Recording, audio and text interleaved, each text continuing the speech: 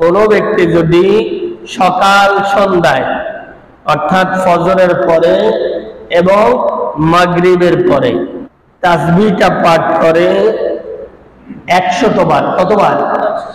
100 বার, আল্লাহ তাআলা তার গুনাহসমূহ মাফ করে দেবেন।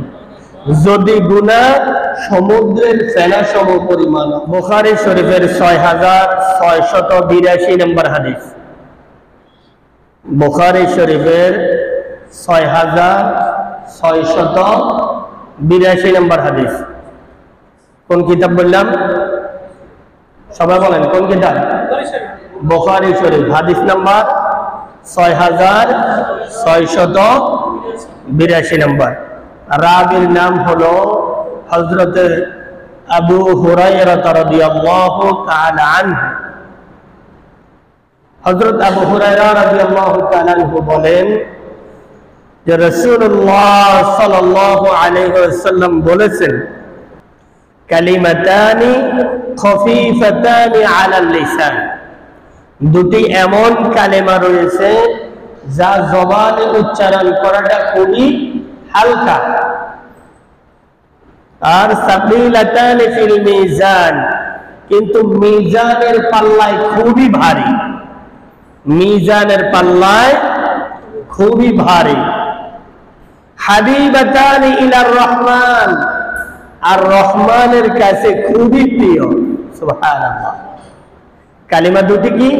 সুবহানাল্লাহি ওয়া বিহামদিহি সুবহানাল্লাহিল আযীম, সুবহানাল্লাহি ওয়া বিহামদিহি সুবহানাল্লাহিল আযীম। তাহলে দুটা এমন কালেমা রয়েছে যা জবানে উচ্চারণ করা খুবই সহজ, খুবই কি সহজ, কিন্তু মিজানের পাল্লায় খুবই ভারী, মিজানের পাল্লায় খুবই ভারী, এবং রহমানের নিকট এটি খুবই পছন্দনীয়, খুবই ভালোবাসার একটি দুটি কালেমা। যে কালেমা দুটি কি? সুবহানাল্লাহি ওয়া বিহামদিহি সুবহানাল্লাহিল আযীম।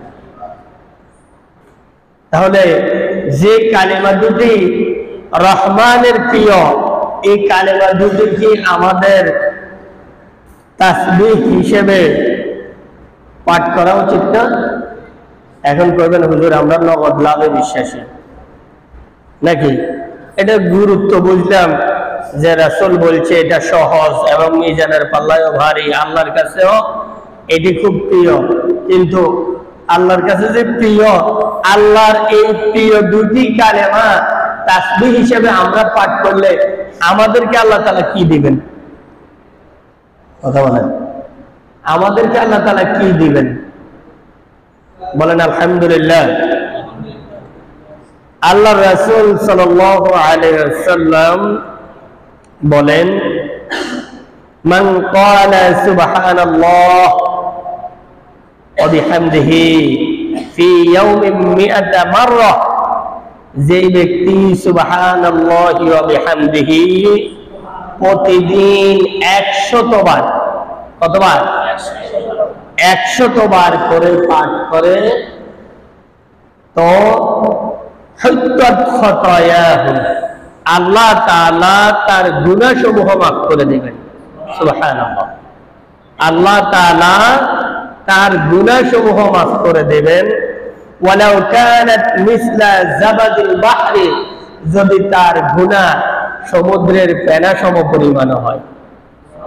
সুবহানাল্লাহ বলতে বললেন না? তাহলে লাভ আছে, লাভ আছে নি? বলেন লাভ আছে নি? সহিহ মুসলিমের 6735 নম্বর হাদিস। কিতাবের নাম কি বললাম? সহিহ মুসলিম, হাদিস নাম্বার 6735 নম্বর হাদিস। হাদিসে রাসূল সাল্লাল্লাহু আলাইহি ওয়াসাল্লাম বলেন, কোন ব্যক্তি যদি সকাল সন্ধ্যায় অর্থাৎ ফজরের পরে এবং মাগরিবের পরে এই তাসবিহটা পাঠ করে 100 বার, কতবার? 100 বার, আল্লাহ তাআলা তার গুনাহ সমূহ মাফ করে দেবেন যদি গুনাহ সমুদ্রের ফেনা সম পরিমাণ হয়, তবে সেটা কবিরা গুনাহ নয়। কবিরা গুনার জন্য তাওবা শর্ত, কবিরা গুনার জন্য তাওবা শর্ত। সগীরা গুনাহ বা ছোটখাটো জানা অজানা গুনাহগুলো আল্লাহ তাআলা মাফ করে দেবেন। তাহলে তাসবিহটা আমরা পড়তে রাজি আছি তো সবাই? বলেন, সবাই পড়তে রাজি আছি তো? প্রতিদিন ন্যূনতম 100 বার। কতবার? ন্যূনতম 100 বার। তাহলে মুফাসসির ইকরাম, একজন মুফাসসির তাফসিরে বলেন যে আল্লাহর রাসূল বলছে 100 বার পড়লে আল্লাহ তাআলা গুনাহ মাফ করে দেবেন। তো যদি আরো 100 বার পড়ে, তাহলে আল্লাহ তাআলা কি জান্নাতে উত্তম স্থান দেবেন না? সুবহানাল্লাহ। আচ্ছা, গুনাহ যদি মাফ করে দেন, তাহলে তো আল্লাহ তাআলা জান্নাত দেবেন নাকি? যেই বান্দার গুনাহ আল্লাহ মাফ করে দেবেন, ওই বান্দাকে কি আল্লাহ জান্নাত দেবে না? তো যেই বান্দাকে আল্লাহ জান্নাত দেবেন, আরো 100 বার পড়লে জান্নাতের উত্তম স্থানটা দেবেন না? মর্যাদা বেড়ে যাবে না? যাবে তো? তাহলে আমরা প্রতিদিন হাঁটতে চলতে, প্রতিদিন হাঁটতে চলতে, শোয়ার সময় বা দোকানে বসে থাকলে অযথা কথা না বলে বেশি বেশি করে তাসবিহ হিসেবে ইস্তিগফার করব আর সুবহানাল্লাহি ওয়া বিহামদিহি সুবহানাল্লাহিল আযীম, সুবহানাল্লাহি ওয়া বিহামদিহি সুবহানাল্লাহিল আযীম। এই দুইটা আমল। কয়টা আমল? দুইটা আমল। আল্লাহ তাআলা যেন আমাদের প্রত্যেককে যতদিন হায়াত দিয়েছেন, এই হায়াতের জিন্দেগিতে মৃত্যুর আগ পর্যন্ত যেন আমল করার তৌফিক দান করেন। বলি আমিন।